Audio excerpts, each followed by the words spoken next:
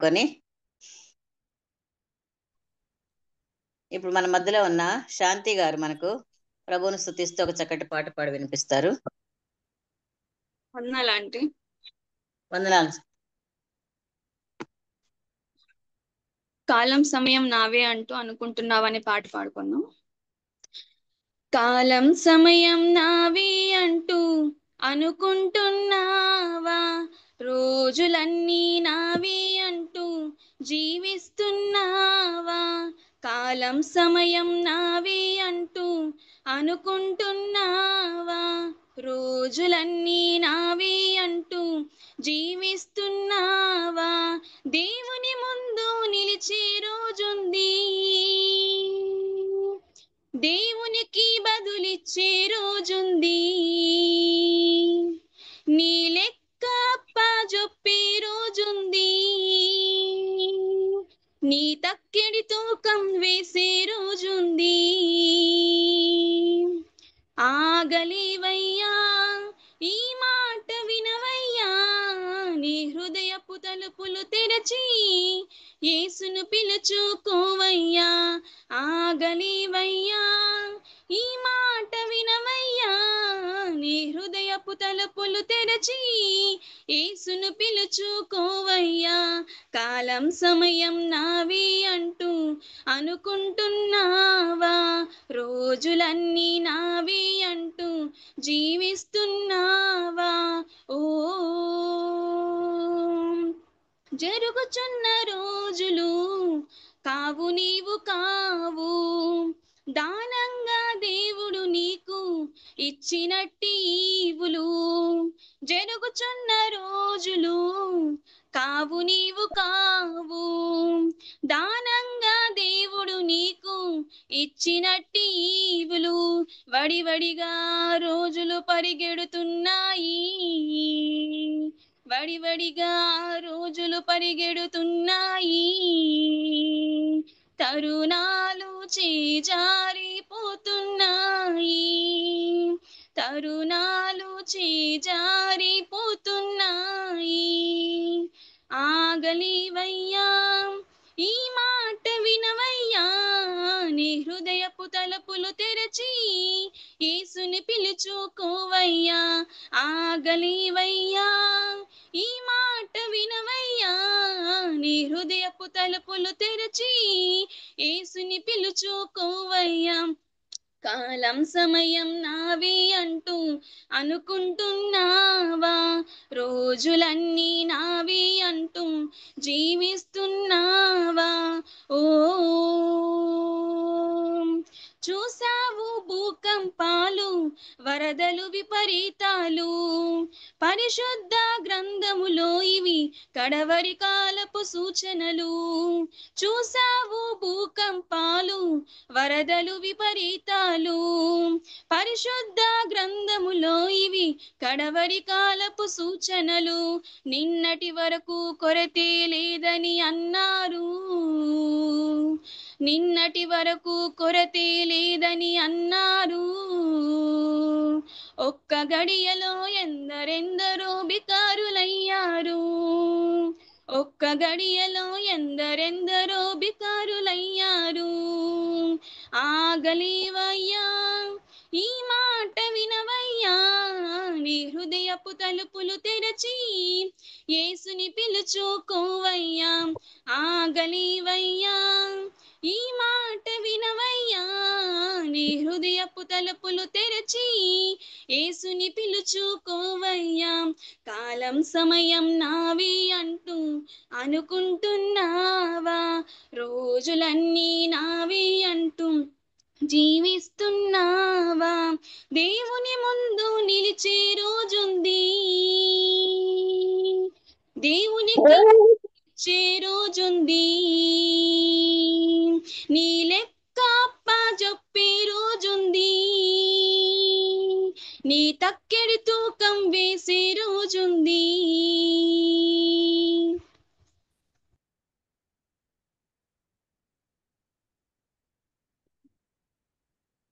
అయిపోయిందమ్మా.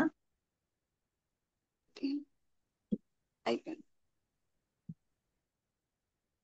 చక్కటి పాట పాడి వినిపించిన శాంతికి ప్రత్యేక వందనాలు తెలియజేస్తున్నాను. నిజమే, తాళము సమయము మనదే అంటూ అనుకుంటున్నామేమో, రోజులన్నీ నావే అని మనం జీవిస్తున్నామేమో, దేవునికి లెక్క చెప్పే మనకు రోజు ఉందని, తక్కడ తూచే వేసే రోజులు ఉందని కూడా మనల్ని హెచ్చరించినది.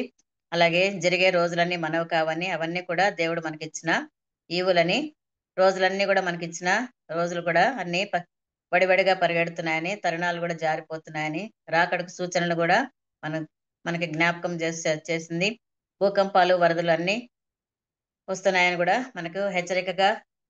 కాబట్టి మనందరం కూడా జాగ్రత్త కలిగి జీవించాలని మనకందరికి ఒక హెచ్చరికగా చక్కటి అర్థసహితమైన పాట పాడి వినిపించినటువంటి శాంతికి మరొకసారి ఎస్తర్ ప్రేయర్ వారి తరపున వందనాలు తెలియజేస్తున్నాను. వందనాలు, వందనాలమ్మా. వందనాలు. ఇప్పుడు మన మధ్యలో ఉన్న ఎస్ఆర్ నాగరాజు గారు మనకు వాక్య సందేశాన్ని అందిస్తారు. దయచేసి అందరూ మ్యూట్ లో ఉంచుకొని వాక్యాన్ని జాగ్రత్తగా వినాలని మనవి చేస్తున్నాను. వందనాలు సిస్టర్. వందనాలు. మన ప్రభును ప్రియరక్షకుడైన యేసుక్రీస్తు నామమున చేరి వచ్చిన పరిశుద్ధులందరికీ వందనాలు. వాక్యం చూస్తున్నాం. మొదటి తిమోతి రాసిన పత్రిక 4వ అధ్యాయం 15వ వచనం. మొదటి తిమోతి రాసిన పత్రిక 4వ అధ్యాయం 15వ వచనం, 191వ పేజీ. నీ అభివృద్ధి తేటగా అందరికీ తేటగా కనబడు నిమిత్తము వీటిని మనస్కరించుము, వీటి అందే సాధకము చేయు. చిన్న ప్రార్థన చేసుకుందాం. స్తోత్రార్హుడా, స్తుతులకు యోగ్యుడా, ఘనమైన దేవా, నీ ఘనమైన నామమును బట్టి నీకు వేలాది వందనాలు స్తోత్రాలు. ఇంతవరకు మమ్మల్ని మీరు ప్రేమించారు, మా ఆయుష్ను పొడిగించారు, నీ రెక్కల చాటున మమ్మల్ని భద్రపరిచారు, చక్కని ఆరోగ్యాన్ని ఇచ్చారు. నీవిచ్చిన అమూల్యమైన రక్షణను బట్టి నీకు కోట్ల తండ్రి. విశ్వాసులుగా, పరిశుద్ధులుగా, నీ బిడ్డలుగా ఈ రీతిగా చేరి రావుటకు ఈ సాయంకాల సమయంలో మాకు ఇచ్చిన ఈ భాగ్యాన్ని బట్టి, ఈ సమయాన్ని బట్టి నీకు వేలాదిస్తున్నాం. ఇప్పటి వరకు ఉదయకాలం నుంచి ఇప్పటి వరకు బిడ్డలు అనేక విషయాలు నీ సన్నిధిలో మొరపెట్టి ఉండగా ప్రతి ప్రార్థనను మీరు వింటున్నారని, తప్పగా తగిన సమయం నీ కాలంలో నువ్వు జరిగిస్తావని విశ్వసిస్తున్నాను. అందును బట్టి మీకు కృతజ్ఞతాస్తుతులు చెల్లిస్తున్నాం ప్రభా. సమయంలో వాక్యమైన దేవా, నీ శక్తి కలిగిన లేఖనాలను వివరించడానికి మానవుని జ్ఞానము, మా జ్ఞానము, మా సిద్ధపాటు సరిపోయింది కాదు, కానీ నీవే నీ ఆత్మ నడిపింపుతో, నీ ఆత్మ సహాయంతో మాతో మాట్లాడండి. సిలువ వేయబడిన క్రీస్తుని ప్రకటించుటకు, పునరుద్ధారుడైన ప్రభుని హెచ్చించుటకు కేవలం నీ నోటి బోరగా మాత్రమే ఈ దీనురాలిని ఉపయోగించుకోమని, చేరి వచ్చిన ప్రతి హృదయంతో మీరు మాట్లాడమని, నీ వాక్యంతో సంధించమని, నీవే ఆదరించమని, నిరీక్షణ కలిగి ఎదురు చూడటానికి నిశ్చేతను కలిగించమని మా ప్రభును, మా రక్షకుడైన యేసుక్రీస్తు నామమున అతి మిక్కిలుగా వినులమై వేడుకొని ప్రార్థన చేస్తున్నాం తండ్రి. ఆమేన్. ఆమేన్. ఆమేన్.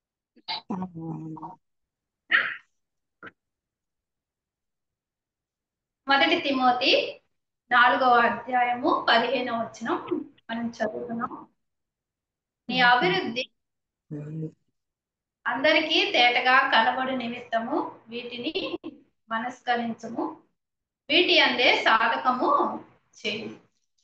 మొదటి తిమోతి కదా, ఎవరు రాశారు ఈ పత్రిక? అపోస్తులుడైన పౌలు తిమోతికి రాశాడు. అయితే ఏ విషయంలో సాధకం చేయాలి, వేటి విషయంలో మనస్కరించాలి అని మనం చూసినట్లయితే 12వ వచనం నుంచి మనం చూసినట్లయితే కనపడుతుంది, లేదా 11వ వచనం. ఈ సంగతులను ఆజ్ఞాపించి బోధించుము, నీ యవనమును బట్టి ఎవడును నిన్ను తృణీకరింపనీయకము గాని మాటలోను, ప్రవర్తనలోను, ప్రేమలోను, విశ్వాసములోను, పవిత్రతలోను విశ్వాసులకు మాదిరిగా అంటే ఇక్కడ తిమోతి యవన వయసులో ఉన్నప్పుడు ఈ పత్రిక పౌలు గారు రాశారని మనకి ఇక్కడ అర్థమవుతుంది. ఇప్పుడు ఈ వాక్యం యవనస్తులకే మనకు కాదు అనుకోవడానికి లేదు కదా. వివాహం కాని వాళ్ళకు లేదా 40 సంవత్సరాల లోపు ఉన్న యవన బిడ్డలకు అని అనుకోవటానికి లేదు. ఆయన యవనస్తుడిగా ఉన్నాడు కాబట్టి ఆ సందర్భంలో ఆ రీతిగా రాశాడు. అయితే ఈ వాక్యము మనందరికీ కదా ఏమంటున్నాడు, తృణీకరింప నీకు కానీ మాటలోను ప్రవర్తనలోను ప్రేమలోను విశ్వాసములోను విశ్వాసులకు మాదిరిగా ఉండాలి.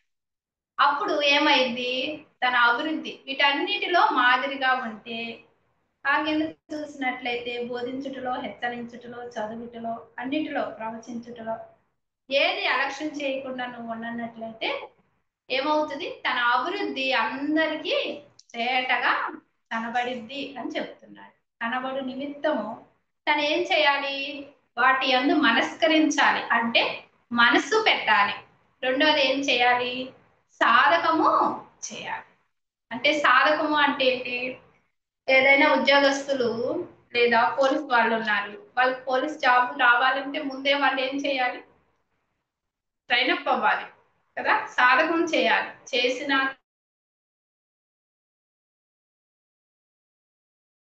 వాళ్ళు టెస్ట్లకు వెళ్ళినప్పుడు ఆ టైం అయినప్పుడే తన ఉద్యోగం పొందుకోగలరు. అంటే ఉద్యోగం పొందుకోవాలి అంటే దాని ముందు చాలా వారు కష్టపడాలి. అట్లాగే సాధకము చేయాలి. అప్పుడు ఏమైంది, అభివృద్ధి అందరికీ తేటగా కనపడింది కదా. ఏటి విషయంలో 5 విషయాలు మనకి ఇక్కడ కనబడుతుంది. విశ్వాసములోను, పవిత్రతలోను కదా, మాటలోను, ప్రవర్తనలోను, ప్రేమలోను 5 విషయాలలో మాదిరిగా కనబడాలి అని పౌలు గారు తిమోతికి రాస్తున్నాడు. అయితే తిమోతి అభివృద్ధి తేటగా కనబడిందా లేదా అందరికీ చెప్పొచ్చు మీరు ఆన్సర్ తేటగా కనిపించింది కదా.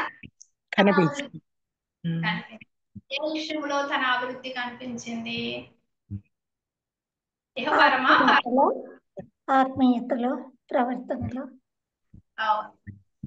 ఆత్మీయ జీవితంలో తాను కలిగి ఉంచుకుని తన క్రియల ద్వారా తేటగా తన అభివృద్ధి విశ్వాసులకి, సంఘానికి, అక్కడున్న సమాజానికి కనిపించేలా తన ప్రవర్తన మనకి కనబడుతుంది. అంతేకాదు తన ప్రియ ప్రభువు కూడా తన ఇష్టడిగా కనబడినట్లు ఆయన చరిత్ర మనందరము ఎరుగుతుంది. అయితే మరి మన అభివృద్ధి ఏం కనిపిస్తుంది ఈరోజు మనం ప్రశ్నిస్తున్నాం. ఎవరికి కనిపిస్తుంది, ఏ విషయంలో మన అభివృద్ధి కనిపిస్తుంది, మనం వేసుకునే గోల్డ్ను బట్టి మన అభివృద్ధి కనిపిస్తుందా, లేదా మనం వేల పెట్టి కొనుక్కునే మన డ్రెస్సింగ్ శారీస్ని బట్టి మన అభివృద్ధి కనిపిస్తుందా, లేకపోతే బిల్డింగ్ మీద బిల్డింగ్, కార్లు, ఈ లోకపరమైన ఈటి విషయంలో మనం కొనుక్కునే మన చరచర ఆస్తులలో మన అభివృద్ధి కనిపిస్తుందా, లేదా మన ఆత్మీయ జీవితంలో అభివృద్ధి కనిపిస్తుందా అనేది మనం ఈ దినాన ఒకసారి ప్రశ్నించుకుందాం. అయితే ఈయన క్రియల మూలంగా దేవుణ్ణి గణపరిచాడు, తన అభివృద్ధి తేటగా కనపడింది. అయితే యాకోబు పత్రికలో క్రియల మూలంగా నీతిమంతురాలుగా కనబడిన ఒక స్త్రీ ఉంది. ఎవరాని? యాకోబు పత్రికలో క్వశ్చన్ ఇది. రాహాబు. రాహాబు, అవును. యెహోషువ గ్రంథములు అంటే వెంటనే చెప్పేస్తారు కదా. రాహాబుది యాకోబు పత్రిక 25లో కనపడుతుంది కదా. ఒకసారి ఆ వచనం చూసుకొని మనం ముందుకు దాటిపోతాం. యాకోబు పత్రిక 2వ అధ్యాయము 25వ వచనం. అటువలనే రాహాబును వేసే కూడా దూతలను చేర్చుకొని వేరొక మార్గమున వారిని వెలుపలికి పంపివేసిన వలన క్రియల మూలంగా నీతిమంతురాలని ఎంచబడింది. ఇంకా నాకు ఇక్కడ కొంచెం కట్ అయింది. ప్రాణం లేని శరీరం ఎలా కలగమో క్రియలు లేని విశ్వాసము అలాగే కదా. ఇవి యవనస్తురాలా లేదా వివాహం అయిపోయి ఉన్నావేనా పెద్ద ఆవిడ? వేష వేష రాహాబు వేసే కదా. ఇప్పుడు అవును. అనుకోవాలా లేకపోతే పెద్ద ఆవిడ అనుకోవాలా?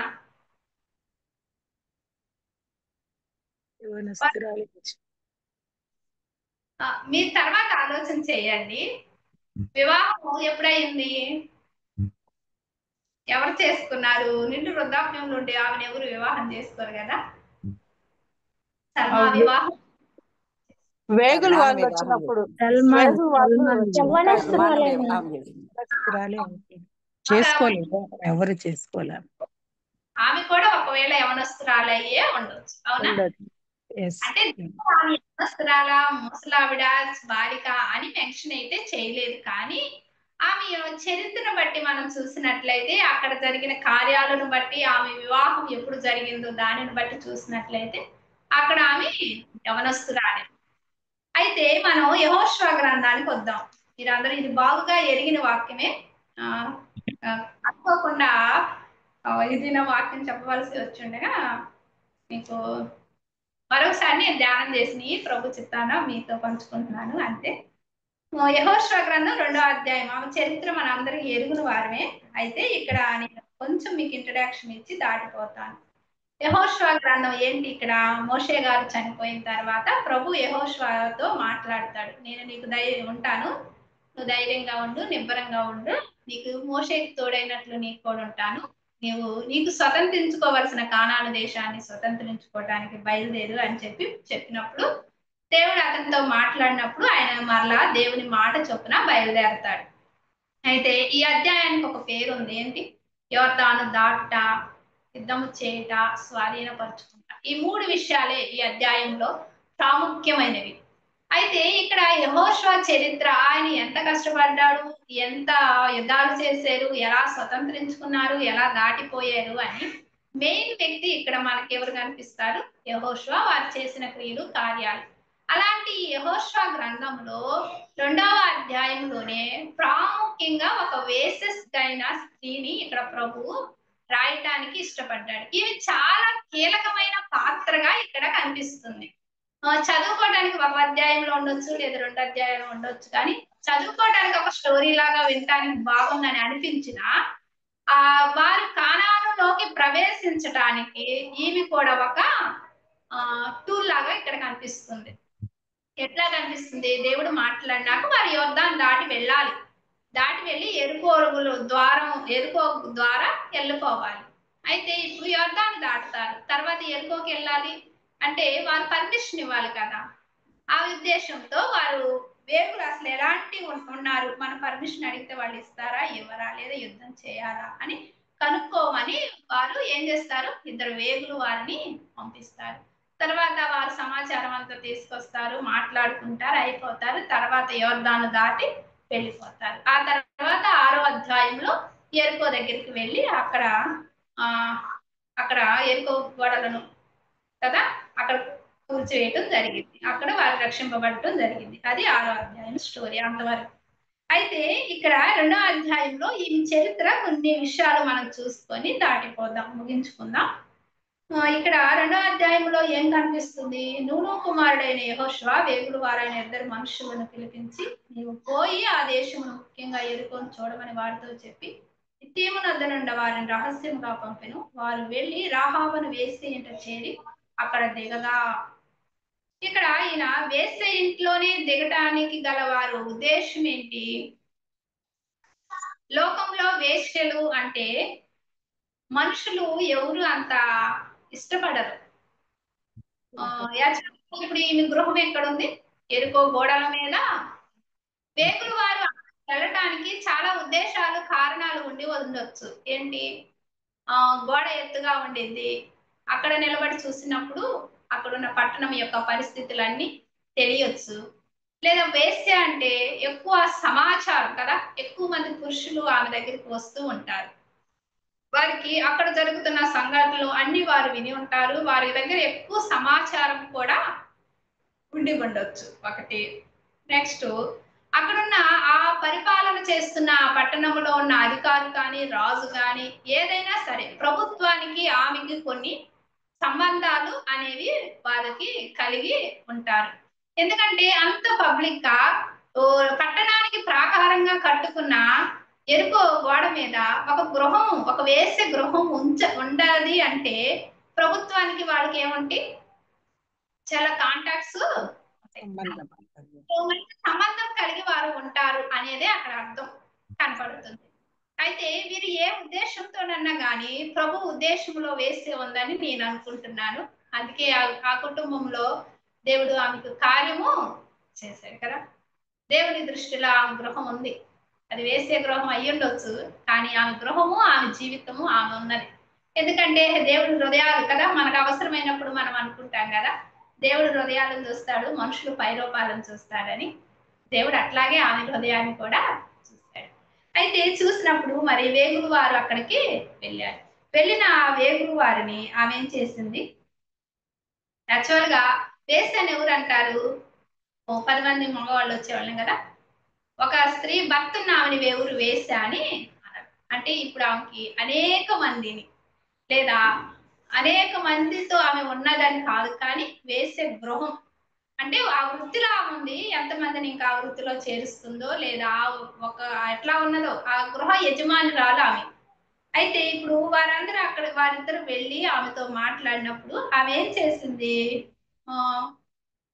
హెబ్రీ పత్రికలో 11వ అధ్యాయంలో ఏముంటది, సమాధానమును బట్టి వారిని ఆమె చేర్చు.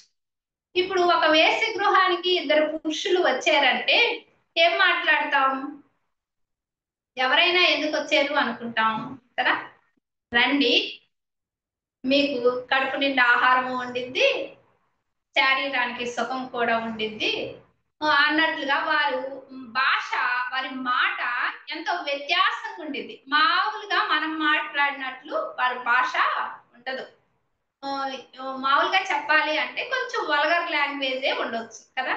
అయితే ఇప్పుడు ఆమె భాష ఎలా మారింది, వేగులు వారిని ఆమె ఏం చేసింది, సమాధానముగా చేర్చు.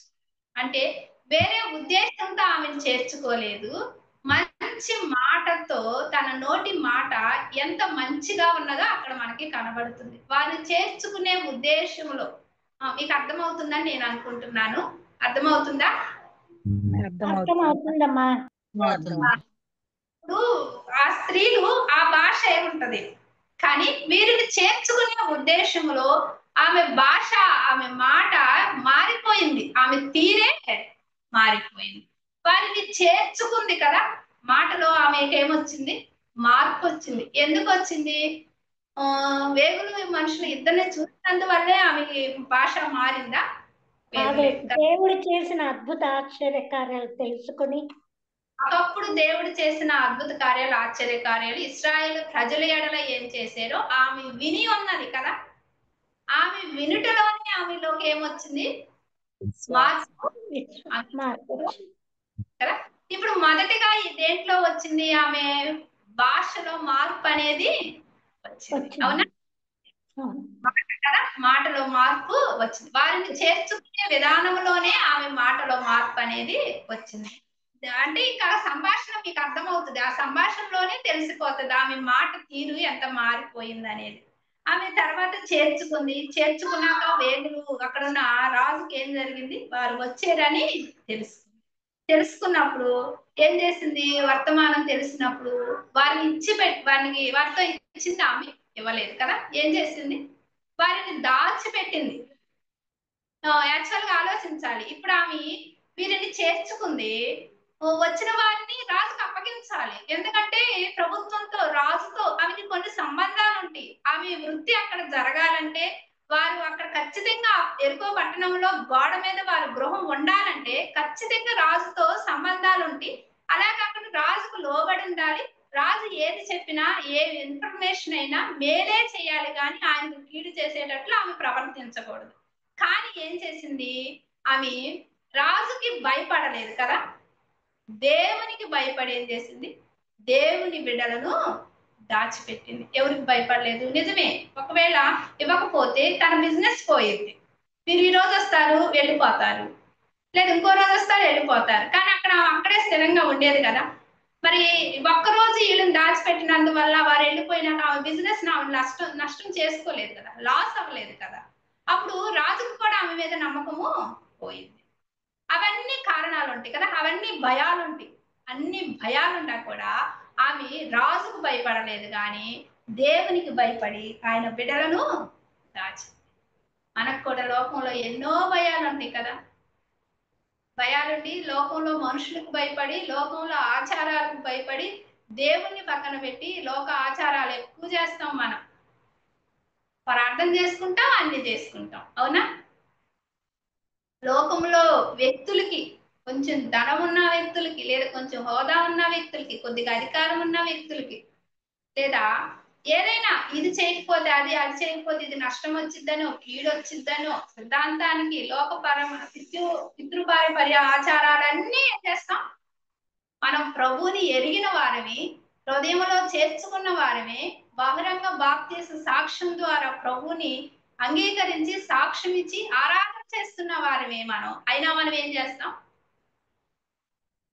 మనుషులకి భయపడతాం, దేవుణ్ణి నిర్లక్ష్యం చేస్తాం. కనబడే దేవుణ్ణి నిర్లక్ష్యం చేస్తాం, కనిపించే మనుషులకి భయపడతాం. కానీ ఈ స్త్రీ కదా, మనం ఈజీగా చెప్పుకుంటాం కదా, ఆమె వేశ్య అని చెప్పుకోవటానికి ఎంత ఈజీగా ఉందో, కానీ ఆమె ప్రవర్తనలో, ఆమె సాక్ష్యంలో మనం ఒకటైనా కలిగి ఉన్నామా లేదా ప్రశ్నించుకోవాలి అని ఆమె మనల్ని తన జీవితం ద్వారా ప్రశ్నిస్తుంది. ఈమె రాజుకు భయపడలేదు, తన బిజినెస్ పోయిద్దని భయపడలేదు, తనకు నష్టం వచ్చిద్దని, అన్నిటికంటే ఏంది అసలు ప్రాణమే కదా తెగించింది అన్నది చెప్పుకోవాలి. అది ఏదైనా జరగకూడదు జరిగి మరి ఎంత నష్టం కలుగుతున్నప్పుడు రాజు సహిస్తాడా? ఒక స్త్రీ చేసే క్రియ, తన వల్ల తన పట్టణానికి నష్టం వస్తుందన్న, తన వారికి నష్టం వస్తుందంటే సహించడు. అవసరమైతే ఆమె ప్రాణాన్ని తీయటానికైనా ఆ రాజు సహించడు, ఒప్పుకోడు కదా, తీయటానికైనా ఇష్టపడతాడు, ఆమెను క్షమించి వదిలేయడు. అలాంటిది ఆమె రాజుకు కూడా భయపడకుండా దేవునికి భయపడి వారిని దాచిపెట్టింది కదా. మనం ఎవరిని దాచిపెడుతున్నాం?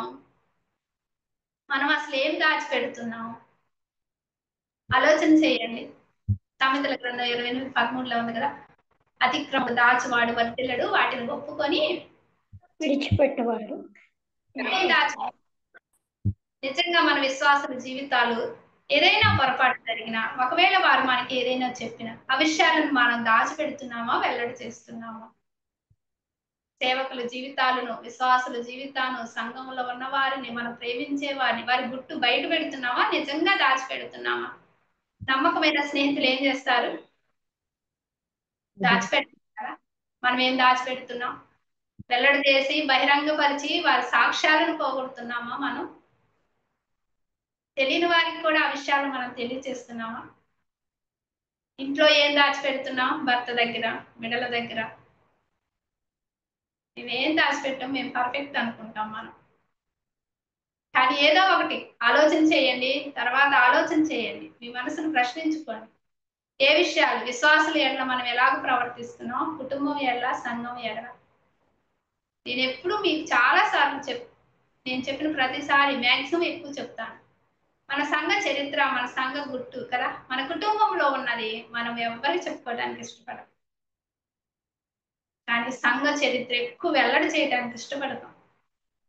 ఆ విషయంలో మనం ప్రభువుకి ఎంత లెక్క చెప్పాలి? ప్రభు అసలు ఊరుకుంటాడా? ఆయన భార్య కదా. స్త్రీ విషయంలో పురుషుడికి బహు రౌద్రం కలిగిద్దంట, ఆయనకు వచ్చే కోపం అలాంటిదంట.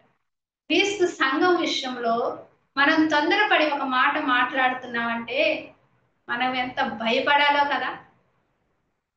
ప్రభు చూస్తున్నాడు, ప్రభు గ్రహించుతున్నాడు. అసలు ఇది దేవుని భార్య, పెళ్లి కుమార్తె అనే గ్రహింపు మనకి కాదు. మన కుటుంబంలో కూడా మనం ఏం దాచిపెడుతున్నాం అనేది కూడా మనం ఇక్కడ జ్ఞాపకం చేసుకోవాలి.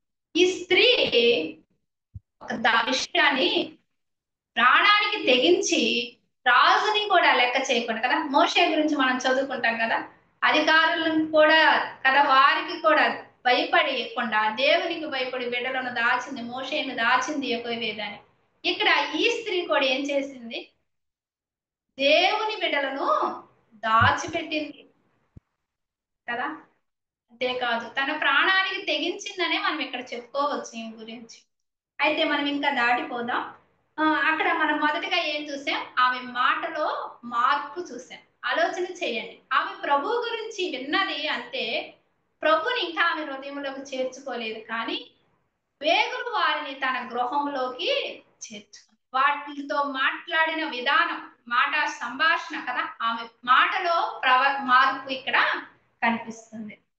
ఆమె ఏమేమి దాచిపెట్టిందో కూడా మనం చూసాం. అయితే చక్కని ఆలోచన చెప్పి తిరిగి వారిని పంపించింది. అదంతా మీరు ఎరిగిన వారు కనుక మనం దాటిపోతాం. మరొక చూసినట్లయితే 9వ వచనంలో మనం చూసినట్లయితే, ఆ దేశ నివాసులందరికీ ధైర్యం చెండని నేను ఎరుగుదును కదా. ఏం చెప్తుంది? 11వ వచనం చూస్తే, మేము వినినప్పుడు మా గుండెలు కరిగిపోయినాం. నేను వినినప్పుడు నా గుండెలు కరిగిపోయింది అన్నదా? ఆమె మేము వినినప్పుడు మా గుండెలు కరిగిపోయినాయి అన్నదా? మేము వినినప్పుడు మా గుండెలు కరిగిపోయింది అంటే ఎరికో పట్టణంలో ప్రజలందరూ ఏమిన్నారు? ఇశ్రాయేలీలు ప్రజల ఎడల యెహోవా చేసిన కార్యాలు గురించి వారు విన్నారు. విన్నప్పుడు వారు గుండెలు ఏమైనాయి? కరిగిపోయినాయి. కానీ భయపడింది ఎవరు? అందరూ రాహాబు ఒక్కతే. అబ్బా ఏం వాక్యం చెప్పారు అని మన గుండెలు కరిగిపోతే, నిజమే నా ప్రవర్తన ఎలాగుందని మార్చుకోవాలని విన్న సమయంలో ఎన్నో తీర్మానాలు చేసుకుంటాం కదా. కరిగిపోతే ఉపయోగం ఏమి లేదు, కానీ దానిని అనుసరించి మనం నడుచుకున్నప్పుడే కదా. ఇక్కడ ఈ స్త్రీ గుండెలు కరిగిపోయినాయి విన్నప్పుడు, అయితే ఆమె హృదయంలో మార్పు అనేది కలిగింది. కరిగిపోయినాయి అని అంతటితో విని విడిచిపెట్టలేదు, వదిలేయలేదు. మనసులో దాచుకుందా ఆమె ప్రభు గురించి, దేవుని గురించి, ఆయన కార్యాల గురించి మనసులో ఆమె దాచుకుంటుంది. మనం ఏం దాచుకుంటున్నాం కదా? ఆలోచన చేయండి. వింటున్నాం, విడిచిపెడుతున్నాం, ఎన్నోసార్లు ఎన్నో వాక్యాలు వింటున్నాం. సరి చేసుకోవాల్సినవి మనలో చాలా ఉన్నాయి, మీలో ఉన్నాయి, నాలో ఉన్నాయి. మనమైతే అవి మార్చుకుందాం, సరి చేసుకుందాం. అప్పుడే మనం వినే వాక్యానికి మనం ఫలిస్తున్నట్టు, మన అభివృద్ధి చెందుతున్నట్టు ఆత్మీయ జీవితంలో. అంతేకాని విని విడిచిపెడితే ఏమి మేలు లేదు కదా. అయితే ఈమె తర్వాత ఏం చేస్తుంది? వారితో మాట్లాడింది, వారిని చెప్పింది. చెప్పినాక అక్కడ ఏం చెప్తుంది? 18వ వచనంలో చూడండి, నీవు మమ్మను దించిన ఈ కిటికీకి ఈ ఎర్రని దారం కట్టి నీ తండ్రిని, నీ తల్లిని, నీ అన్నదమ్ముని, నీ తండ్రి ఇంటి వారందరినీ నీ ఇంట చేర్చుకొనము. నీ ఇంటి ద్వారంలో నుండి వెలుపలికి వచ్చువాడు తన ప్రాణమునకు తానే ఉత్తరవాదని మేము నిర్దోషమని చెప్పింది. ఇక్కడ ఏం కనపడుతుంది? ఇప్పుడు ఈమెలో ఇంకొక మార్పు వచ్చింది. ఏం మార్పు వచ్చింది? కిటికీ దారం కదా, కిటికీకి దారము వేశ్య ఎటు చూసిద్ది? కిటికీకి వెళ్ళి చూసిద్దా, ఇంటి ద్వారం వైపు చూసిద్దా? ఆమె చూపెట్టుండిద్ది.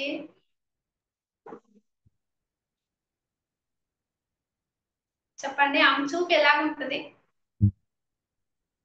ఎటు చూసిద్ది ఆమె? ద్వారం వైపు చూసిద్ది కదా.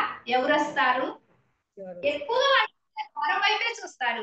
ఈ రోజు ఎవరు వస్తారు, ఈ రోజు ఎంతమంది కస్టమర్లు వస్తారు, ఈ రోజు ఎంత లాభం వచ్చింది, ఈ రోజు నా బిజినెస్ ఎలా జరిగింది అని కదా.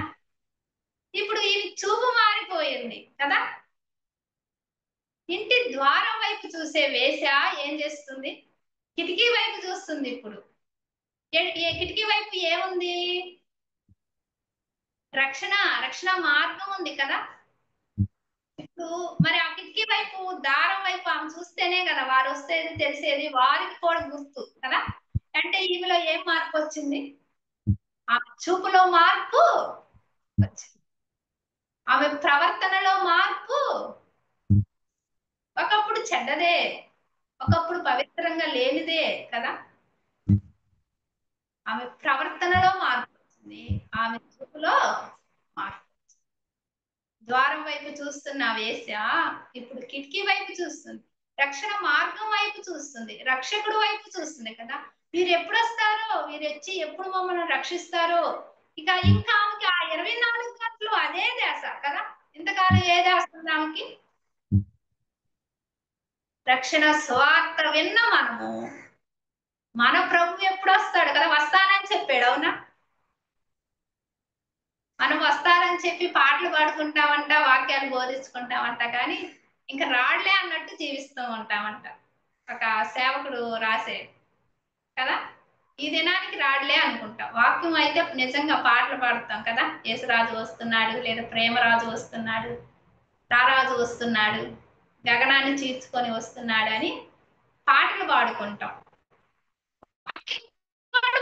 వస్తాడని, కానీ ఉన్నప్పుడు వస్తాడు అనుకుంటాం, మళ్ళీ జూమ్ అయిపోయినాక 5 నిమిషాలకి దేవుడు ఈ రోజు రాళ్లే అన్నట్టే ప్రవర్తిస్తాం కదా. ఈమె చూపు మారింది, ఈమె ప్రవర్తన మారింది. రక్షకుడు ఎప్పుడు వస్తాడో, ఎప్పుడు రక్షిస్తాడో ఆ కిటికీ ద్వారం వైపు ఆమె చూస్తూనే ఆమె వేసే.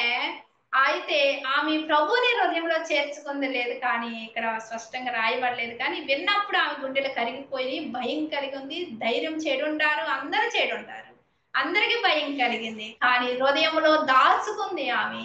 అంతేకాదు, వేగులు వారిది దేవుని బిడ్డలను చేర్చుకున్న ఈమెలో ఇంత మార్పు వచ్చిందంటే, ఈమె దేవుణ్ణే చేర్చుకొని దేవుణ్ణి ఆరాధన చేస్తే ఇంకా ఆమెలో ఎంత మార్పు వచ్చిందో కదా. మనలో ఎంత మార్పు వస్తుంది? ఆదివారం మనం ఆరాధన చేస్తాం, దినదినము ప్రార్థన చేస్తాం కదా. మరి మన అభివృద్ధి తేటగా కనపడాలి. ఇది ఈరోజు మన పాఠం అదే. మన జీవితంలో మన సాక్ష్యం చెప్పేటప్పుడు కానీ అంటే ఇంకేం లేదు. నిజంగా సాక్ష్యం చెప్పేటప్పుడు కూడా బాగా గమనించండి, మన గురించి మనం ఎక్కువ సాక్ష్యం చెప్పుకోవాల్సిన అవసరం లేదు. ఏ మనుషుడు మరొకరి గురించి సాక్ష్యం ఈయన అవసరమే లేదు. దేవుడు మన గురించి మనం కూడా విస్తారమైన సాక్ష్యం చెప్పుకోవాల్సిన అవసరం. మన గురించి ఎదుటి వారు సాక్ష్యం కదా. పౌలు గారు సాక్ష్యం చెప్పాలనుకుంటే అసలు ఎన్ని పత్రికలు రాయాలి, ఎన్ని బుక్కులు రాయాలి కదా. ఆయన చేసిన కార్యాలు, దేవుడు ఆయన చేసిన కార్యాలు, ఆయన చెప్పింది ఒక్కటే సాక్ష్యం. ఏం చెప్పాడు? నేను పూర్వం హానికరుడు, దోషకుడు, హింసకుడు, 3 మాటల్లో ఆయన సాక్ష్యాన్ని ముగించాడు కదా. కట్టే కొట్టే తెచ్చాడు. మనం సాక్ష్యం చెప్తాం కదా, మనం కూర్చున్న దగ్గర నుంచి లేచిన దాకా సాక్ష్యం చెప్తాం. సాక్ష్యాలు చెప్పాలి, ఇంకా కాదని నేను చెప్పటం లేదు, కానీ మనం చెప్పే సాక్ష్యం ప్రభుకి మహిమ వస్తుందా లేదా మనకి మహిమ వస్తుందా? ప్రభు కనిపిస్తున్నాడా, మనం కనిపిస్తున్నా? ఎవరైనా ప్రార్థన దేవుడిని నమ్ముకున్నాక మేము మంచోడు అనే సాక్ష్యం చెప్తారు, కానీ నేను చెడ్డదాన్ని అని చెప్తారా? ఎవరైనా చెప్తే ఏమనుకుంటారు అనైనా మా 10 మందిలో చెప్పేటప్పుడు ఏం చేస్తారు? సాక్ష్యం చెప్పేటప్పుడు కూడా మనం ఎంత జాగ్రత్తగా ఉండాలి కదా. ప్రతి చిన్నది చెప్పాల్సిన అవసరం లేదు. ఆలోచన చేయండి, పౌలు సాక్ష్యం ఎంత గొప్పది. ఆయన సాక్ష్యంలో, ఆయన పొందిన శ్రమల్లో, ఆయన పొందిన దెబ్బల్లో, ఆయన హింసించిన క్రైస్తవుని ఆయన హింసించిన విధానంలో మన జీవితంలో ఒకటైనా ఉందా? అవును, మనం అవిధేయులమే, పాపులమే. ఆయన అమూల్యమైన రక్తం చేత మనల్ని కడిగి పవిత్రపరిచాడు కదా. రోమా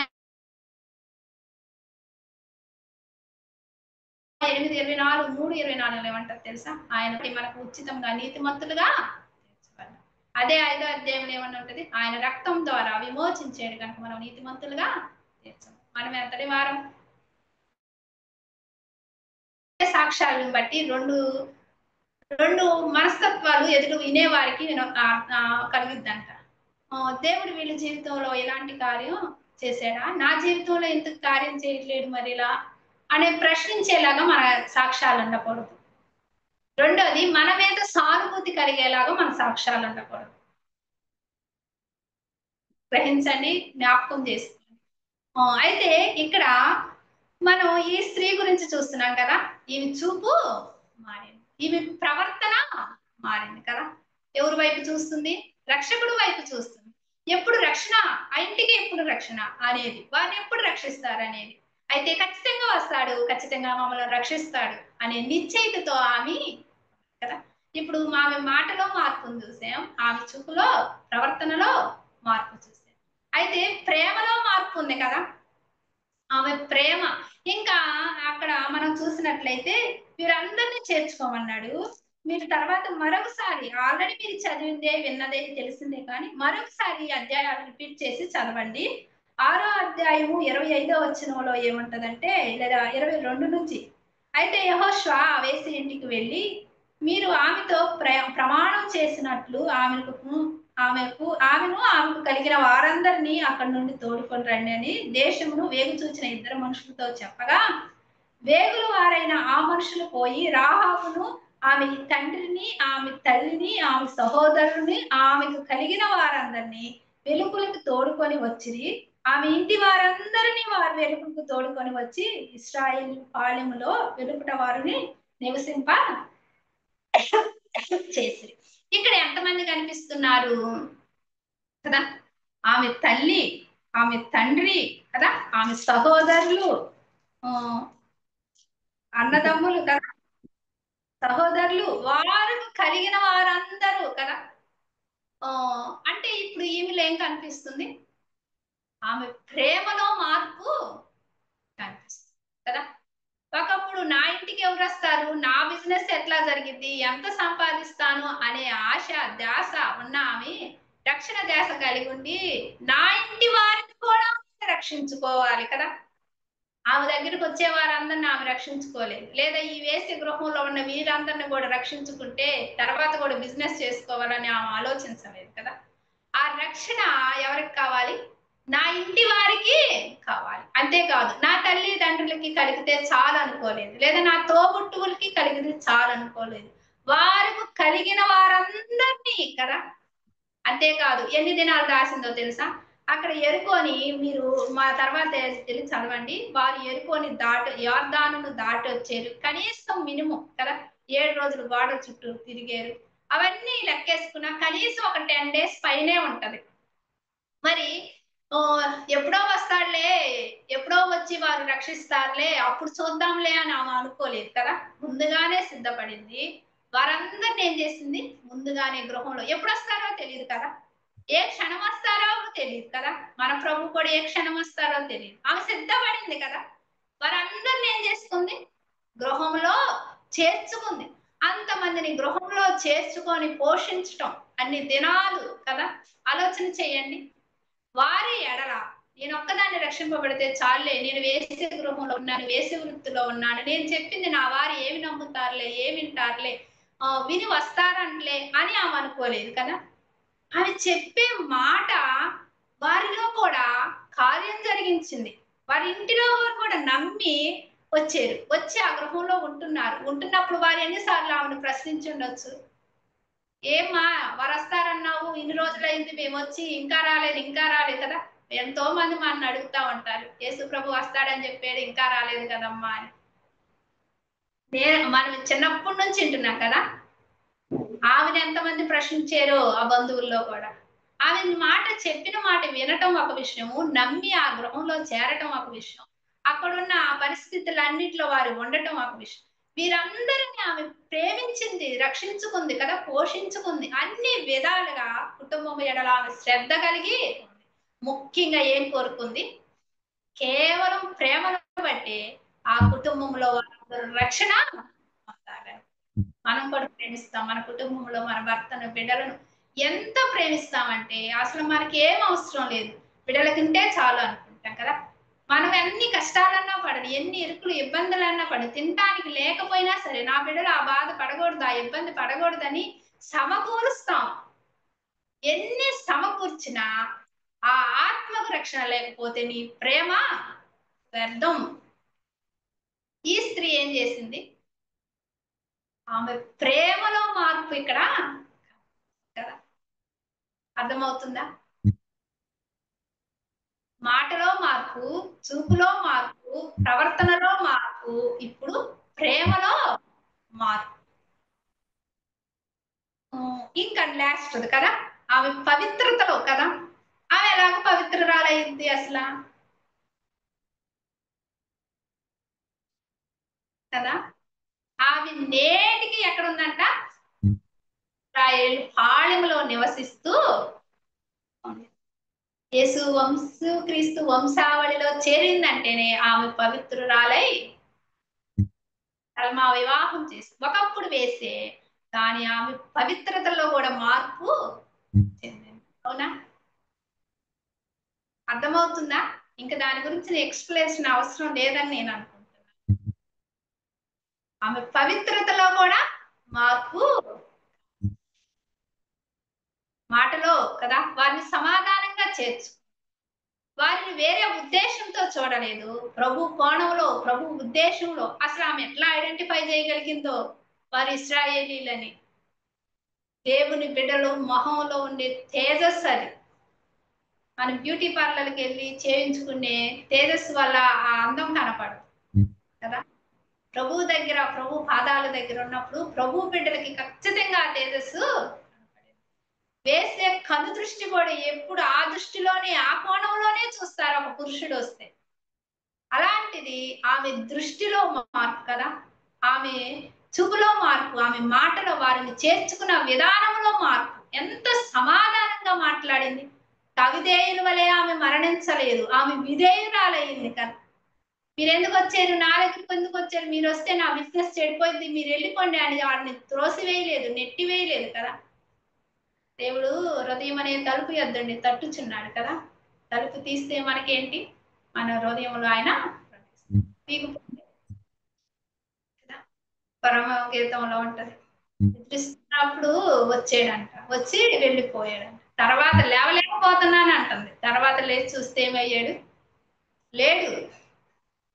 ఆలోచన చేయండి. ఇవి చేర్చుకోవడం చాలా మనం నిజంగా ఈజీగా చదువుకుంటాం, కానీ ఆలోచన చేయాలి. ఇద్దరు వ్యక్తులను ఆమె గృహంలోకి చేర్చుకుందంటే దాని వెనక కష్ట నష్టాలు ఎన్నో ఉంటాయి కదా.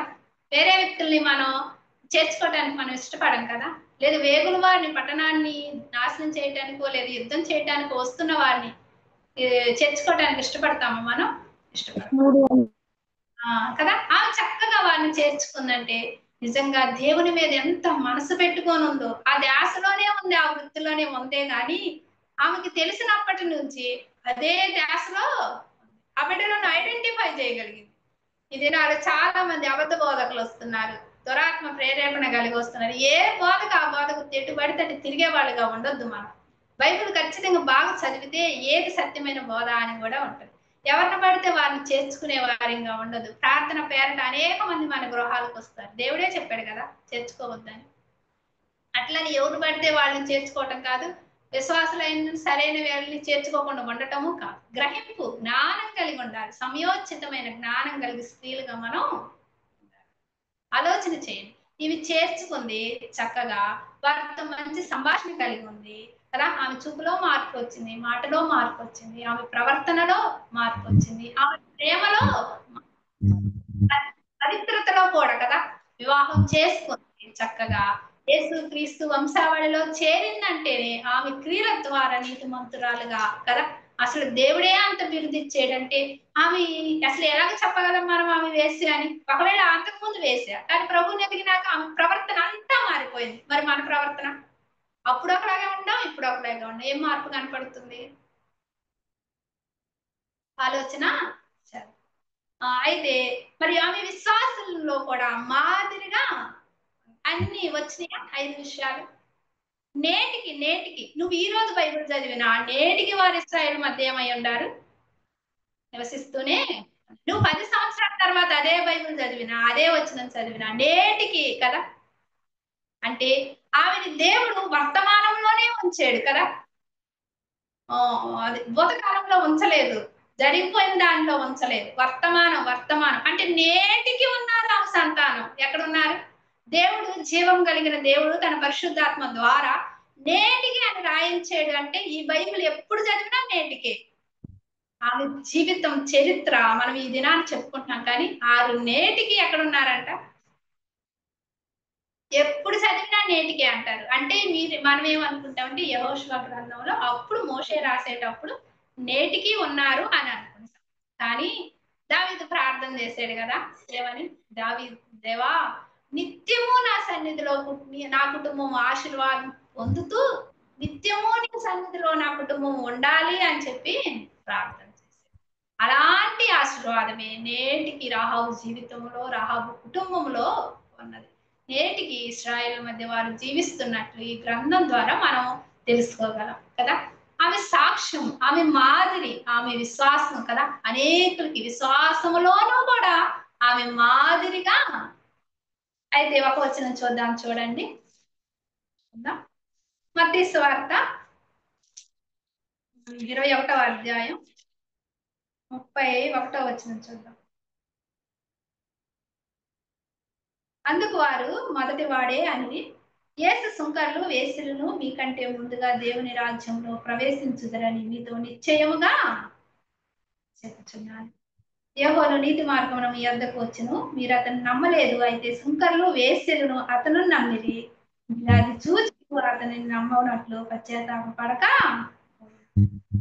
యోహాను ఎవరు చూశారంట? ఇక్కడ ఈ వచనంలో చూస్తే నమ్మింది ఎవరు? ఫస్ట్ సుంకర్లు వేశ్యలు నమ్మారంట. ఈ పైన స్టోరీ చూసినట్లయితే ఇద్దరు కుమారులు ఉంటే, ఒక కుమారుని ద్రాక్ష తోటకి వెళ్ళి రమ్మంటే ఒక కుమారుడు వెళ్ళనన్నాడు, ఒక కుమారుడు వెళ్ళనన్నాడు. వెళ్ళనన్న కుమారుడేమో వెళ్ళొచ్చాడు, వెళ్తానన్న కుమారుడేమో వెళ్ళలేదు. ఆ విషయంలో సుంకర్ల పరిసయ్యులు అక్కడ వారు ప్రభుని ప్రశ్నిస్తున్నప్పుడు ప్రభు చెప్తున్న సమాధానం ఇది. ఏం చెప్తున్నాడు? సుంకరులను వేశ్యలను మీకంటే ముందుగా దేవుని రాజ్యంలో ప్రవేశించుదురని మీతో నిశ్చయముగా కదా. యెరికో పట్టణంలో ఉన్న ప్రజలందరూ యేసుక్రీస్తు యెహోవా దేవుని గురించి విన్నారు. అంతేకాదు ఆయన ఆ కార్యాలను బట్టి వారు వినినప్పుడు వారు ధైర్యము చెడింది. అంతేకాదు వారి గుండెలు, మా గుండెలు కరిగిపోయినాయి అన్నారు కదా. అందరి గుండెలు కరిగి, కానీ అందరూ హృదయంలోకి చేర్చుకోలేదు, అందరూ నమ్మలేదు కదా. దేవుడు ఇక్కడ అదే చెప్తున్నాడు. సుంకర్లు నమ్మారంట, వేశ్యలు నమ్మారంట.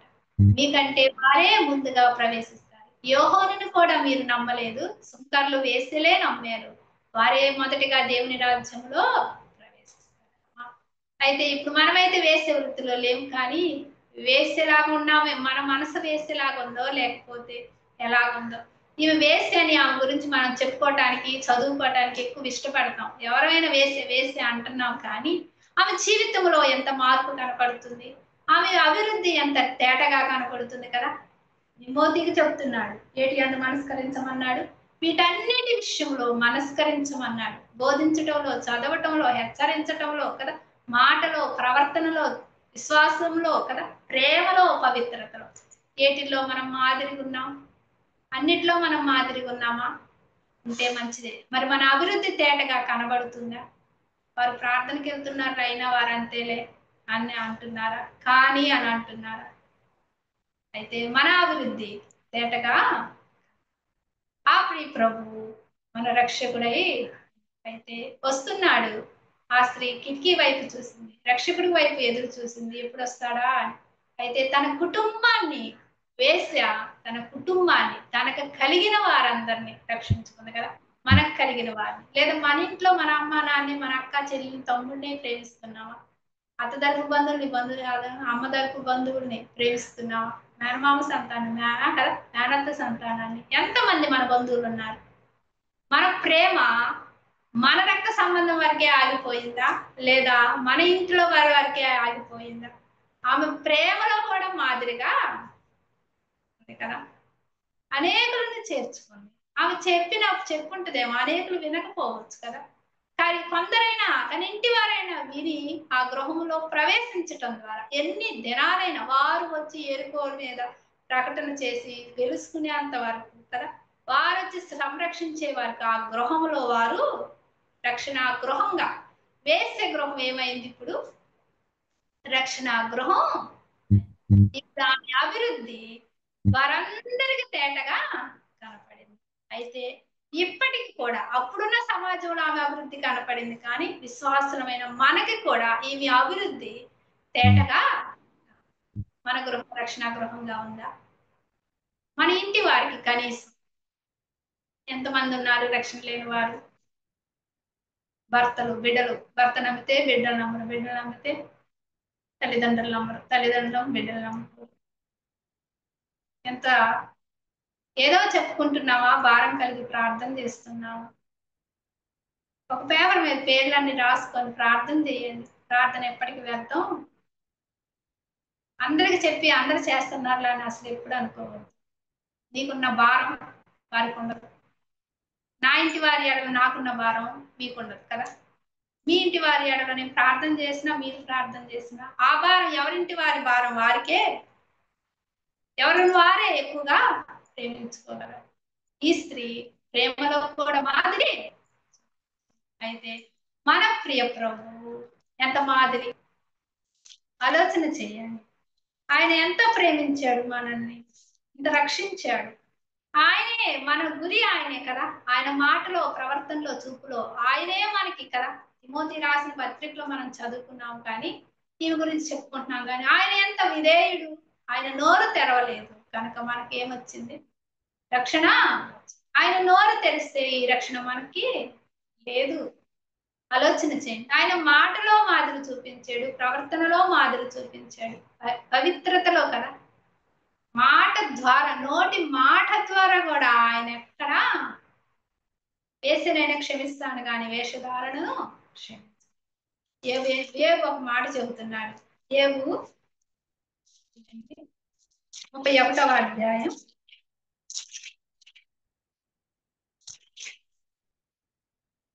31:27. నా హృదయ రహస్యంగా ప్రేరేపింపబడి వారు తట్టు చూచి నా నోరు ముద్దు పెట్టిన ఎడల పరమనున్న దేవుని దృష్టికి నేను వేషధారి. మన హృదయంలో మనం ఏమి లక్ష్య పెడుతున్నాం? హృదయాలు చూస్తున్నాం. ప్రభు మన మధ్య ఉన్నాడు. వేసిలే అని వారి గురించి అనుకుంటున్నావా, లేదా మనం వేషధారంలో ఉన్నామా? అయితే దేవుడు ఏ స్థితినైనా మనం రక్షించగలిగిన వాడు కదా. ఆమె సమాధానంగా చేర్చుకుంది. వీళ్ళని బట్టి ఆమె నీతిమంతురాలయ్యింది. అందరికీ ఆమె అభివృద్ధి తేటగా, అందరినీ ఆమె మనకి విశ్వాసంలో విషయంలో మాదిరిగా. అయితే ఆయన మనకి కూడా గొప్ప మాదిరి. పాట పాడుకుంటాం కదా, సొలొమోను కంటే శ్రేష్ఠుడు, మోషే కంటే శ్రేష్ఠుడు అని. అందరికంటే శ్రేష్ఠుడు మన ప్రియ. అన్నిటిలో మాదిరి కలిగిన ప్రభు మన ప్రియ రక్షించాడు కదా. ప్రాణం పెట్టాడు. ముఖ్యంగా ప్రేమలో ఎంత మాదిరి. ఆయన ప్రేమించి ఓర్చుకున్నాడు కనుక మనం ఈ దినాన్ని ఈ రీతిగా ఇక్కడ మనం వీటిల్లో మాదిరి ఉన్నాం. ప్రభు పెట్టిన ప్రాణానికి మనం ఏం విలువిస్తున్నాం? ఆయన కోరుకుంటుంది ఒకటి, మన అభివృద్ధి అందరికీ తేటగా కనపడాలి. ఏ విషయాల్లో? అన్ని విషయాల్లో కదా. అదే తిమోతి 2వ అధ్యాయం 1-3 వచనాల్లో ఉంటుంది కదా. రక్షణ పొంది సత్య విషయంలో మీరందరూ అభివృద్ధి చెందవలనని నేను కోరుచున్నాను, ఇచ్చయించుచున్నాను అన్న. ఆత్మీయంగా మనం అభివృద్ధి చెందాలి. సత్య విషయంలో, సత్యమైన బోధ విషయంలో అభివృద్ధి చెందాలి. సంఘంలో అభివృద్ధి చెందాలి. కుటుంబంలో ఆత్మీయంగా మనం అభివృద్ధి, మన అభివృద్ధి సమాజంలో కనిపించాలి, సంఘంలో కనిపించాలి, కుటుంబంలో కనిపించాలి. అన్నిటికంటే ముఖ్యంగా మన ప్రియ ప్రభుకి మహిమ తెచ్చే వారంగా, పరిమళ సువాసన క్రైస్తవులు అని చెప్పుకోవటం కాదు కానీ క్రైస్తవులుగా జీవిస్తున్నప్పుడు క్రీస్తుని పోలి మనం నడుచు. ప్రభు మన కోసం పెట్టిన ప్రాణ త్యాగానికి తగినట్లుగా మనం జీవిద్దాం. ప్రభు ఈ వాక్యాన్ని దీవించి ఆశీర్వదించిన గాక. ఈ అవకాశం ఇచ్చిన ఆంటీ గారికి, చేరి వచ్చిన పరిశుద్ధులందరికీ యేసుక్రీస్తు నామమున వందనాలమ్మా. వందనాలండి. వందనాలు సిస్టర్.